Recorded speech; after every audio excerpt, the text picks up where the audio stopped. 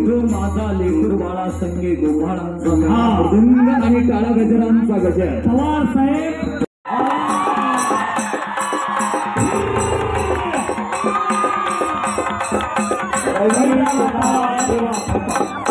आपण आकड्यावर या तत्पूर्वी एक कुस्ती लागेल. देशमुख साहेब बोलतील आणि खासदार साहेब बोलणार आहे.